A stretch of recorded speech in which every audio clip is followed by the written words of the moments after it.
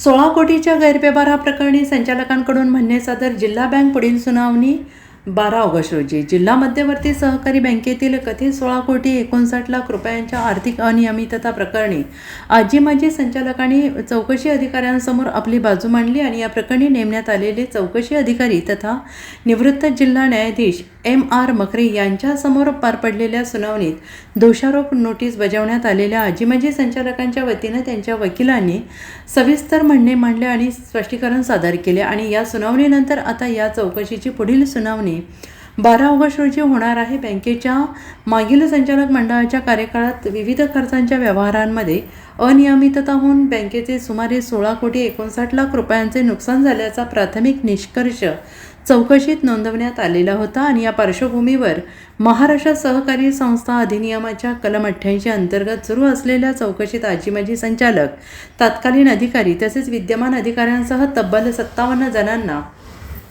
दोषारोप नोटीस बजावण्यात आलेली आहे. या नोटिशीला उत्तर देताना आजी माजी संचालकांनी वकिलांमार्फत आपली भूमिका मांडत सर्व आरोप फेटाळून लावले आहेत आणि या प्रकरणात प्रामुख्यानं विकास सेवा संस्थांसाठी केलेली संगणक खरेदी, बँकेच्या विविध शाखांमधील फर्निचर खरेदी आणि जाहिरात खर्चात झालेली अनियमितता या व्यवहारांवर ठपका ठेवण्यात आला होता. मात्र हे सर्व व्यवहार नियमानुसारच झाल्याचा दावा संचालकांनी आपल्या स्पष्टीकरणात केला आहे. प्रशासनाने नियुक्त केलेली चौकशी अधिकारी M.R. मकरे सादर झालेल्या सर्व स्पष्टीकरणांचा आणि कागदपत्रांचा अभ्यास करणार असून 12 ऑगस्टच्या सुनावणीनंतर या चौकशीचा अंतिम अहवाल आणि पुढील कायदेशीर दिशा निश्चित होणार आहे.